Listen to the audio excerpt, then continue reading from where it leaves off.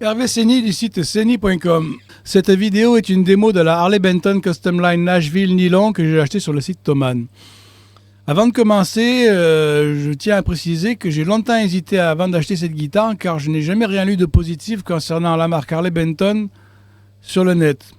Il faut savoir que Harley Benton est une sous-marque de Thomann, donc vous ne pouvez vous acheter du matériel Harley Benton que sur le site Thomann. C'est eux qui dessinent les instruments et qui les font fabriquer en Corée ou en Chine, ce qui fait qu'on peut les avoir à un prix dérisoire. Étant donné que cette guitare-là coûte 175 € neuve, c'est assez incroyable. D'ailleurs, même d'occasion, il n'y a aucune électroacoustique corde nylon de disponible qui soit un instrument ne serait-ce que jouable. Donc, je suis extrêmement content d'avoir fait cet achat parce qu'elle est très agréable à jouer. Elle a un super son et personnellement, je la trouve très jolie. Le manche est super rapide. On dirait plus un manche de guitare électrique avec des cordes de nylon qu'une véritable guitare classique. C'est qu'en ce qui me concerne, m'arrange parce que moi, je suis beaucoup plus un guitariste électrique qu'un guitariste nylon.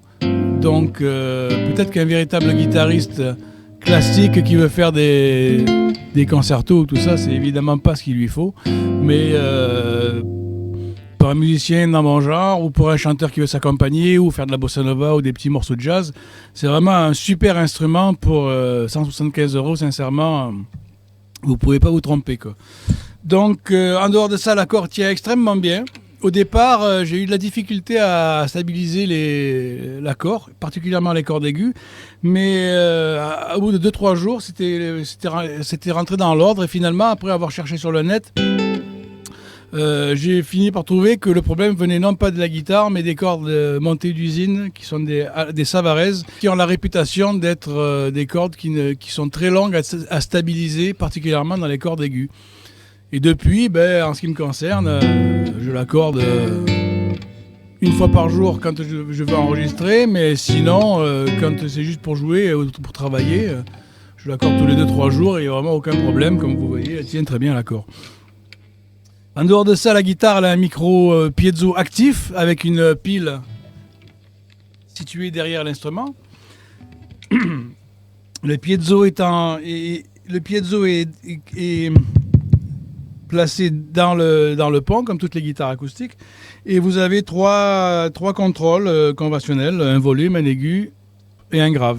Et alors, le potard de grave, il est phénoménal. Il ajoute des basses d'une façon spectaculaire. D'ailleurs, sur Thomann, c'est assez rigolo parce que ils appellent ça un pick-up bossa nova. Alors, au début, je me suis dit, mais où est le pick-up bossa nova ?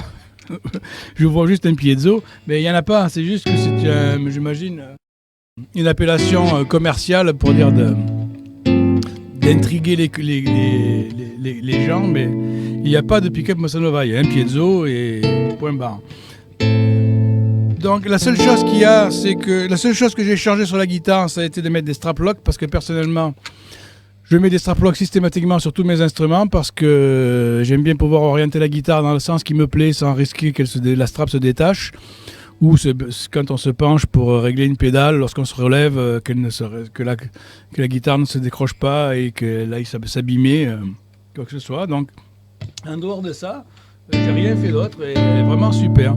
Je tiens aussi à rajouter que je branche la guitare, comme vous pouvez le voir, dans des amplis de guitare électrique à lampe. Et déjà, elle a un super son, mais alors que j'ai rajouté juste un peu de reverb digital. Mais je l'ai essayé chez un ami avec un Zoom A3 pour guitare acoustique et elle avait un son encore mieux. Donc, je trouve que pour le prix, c'est vraiment une super affaire pour quiconque veut avoir une guitare en corde de nylon sans forcément se ruiner. Pour conclure cette vidéo, je vais arrêter de parler et je vais vous interpréter un morceau que j'ai composé pour mettre cette guitare en valeur qui s'appelle Funky Stick. C'est un funk à 100 la noire et j'ai appelé le morceau Funky Stick parce que le morceau est un funk, une guitare acoustique, funky stick. Il me semblait que ça tombait sous le sens et vu que j'ai cherché au moins 10 secondes, c'était suffisant. Donc voici Funky Stick.